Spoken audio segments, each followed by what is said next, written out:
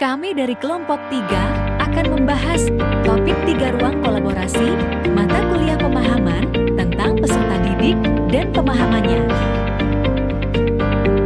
Perkenalkan anggota kelompok 3. 1. Aditya Reza Putra. 2. Dia Safitri Kumalasari. 3. Fatma Latifatul Saleha. Pembahasan kasus. Saat ini adalah permulaan tahun ajaran baru. Anda adalah seorang wali kelas 4 SD yang memiliki peserta didik usia 10 tahun bernama Rika.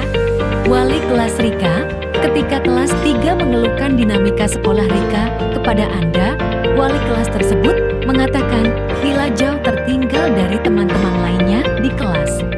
Rika juga kurang baik dalam mengerjakan pekerjaan rumahnya selama masa PJJ pembelajaran jarak jauh kemarin. Bahkan pihak wali kelas mengatakan bahwa ia khawatir dengan tuntutan yang semakin tinggi di kelas 4 pada pelajaran IPA, bahasa, dan IPS yang membutuhkan banyak bacaan. Rika seringkali tidak menyelesaikan tugas-tugas yang diberikan dan ulangnya menunjukkan nilai yang kurang.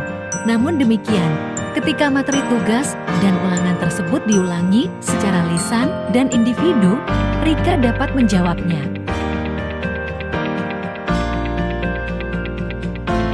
Kira-kira, bagaimanakah cara melakukan asesmen terhadap keadaan Rika?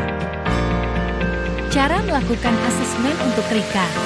Pada kasus Rika, hal pertama yang harus dilakukan guru dalam melakukan asesmen ialah mempertimbangkan tahapan perkembangan peserta didik.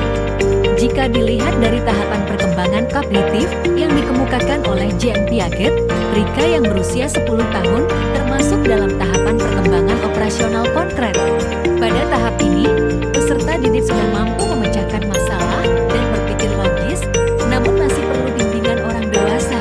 Selain itu, pada tahap ini, anak sudah mampu mengingat ukuran, panjang, atau jumlah benda. Sebagai contoh, jika guru memberikan pertanyaan mengenai penjumlahan matematika, guru dapat memberikan soal dengan visualisasi banyaknya buah apel, permen, atau sejenisnya. Adapun contoh lain, ketika guru memberikan pembelajaran IPA pada materi gaya, guru dapat menunjukkan kegiatan yang berhubungan dengan gaya seperti mendorong meja, menjatuhkan pensil, atau lainnya. Untuk mengetahui apakah Rika sudah sesuai dengan tahapan perkembangannya, maka guru dapat melakukan asesmen, yaitu asesmen awal diagnostik kognitif dan non-kognitif untuk mengetahui kebutuhan belajar, kondisi, dan karakter Rika. Melalui asesmen kognitif akan terlihat capaian kompetensi Rika, sedangkan asesmen non-kognitif bertujuan untuk mengetahui dan memahami kondisi kesejahteraan psikologi dan sosial emosi siswa, aktivitas siswa selama belajar di rumah, gaya belajar siswa, pergaulan siswa, dan juga kondisi keluarga siswa. Jenis pertanyaan apakah yang akan Anda berikan kepada peserta didik tersebut? Menjelaskan pertimbangan Anda. Jenis asesmen yang akan kelompok kami berikan pada peserta didik tersebut adalah asesmen formatif. Mengapa asesmen formatif? Karena di dalam asesmen formatif terdapat yang namanya asesmen awal atau diagnostik.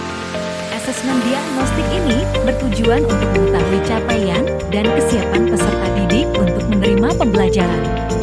Asesmen diagnostik terbagi menjadi dua, yaitu kognitif dan non-kognitif. Keduanya digunakan untuk mengetahui kebutuhan belajar, kondisi, dan karakter peserta didik. Asesmen formatif digunakan selama proses pembelajaran, jadi bukan hanya memberikan penilaian kepada peserta didik, tetapi guru juga melihat dan memonitor perkembangan peserta didik dari waktu ke waktu. Apakah peserta didik sudah dapat mencapai kompetensi yang diharapkan dibanding kondisi awal? Selain itu, dengan adanya asesmen formatif, guru dapat melakukan evaluasi, refleksi, dan memperbaiki proses pembelajaran. Dengan kata lain, asesmen formatif dapat menjadi umpan balik bagi guru dan peserta didik untuk mengetahui ketercapaian tujuan pembelajaran. Kesimpulannya apa yang Anda dapat tarik dari asesmen yang Anda rancang dan lakukan tersebut? Adanya asesmen formatif, baik di awal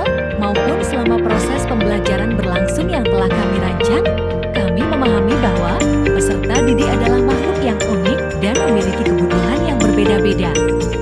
Sehingga dalam pembelajaran, guru harus mempertimbangkan semua kebutuhan peserta didik tersebut guna tercapainya tujuan pembelajaran. Guru juga harus memfasilitasi peserta didik sesuai dengan minat dan gaya belajar agar peserta didik merasa bahagia, merdeka, dan selamat. Sekian pembahasan dari kelompok kami, semoga bermanfaat. Terima kasih.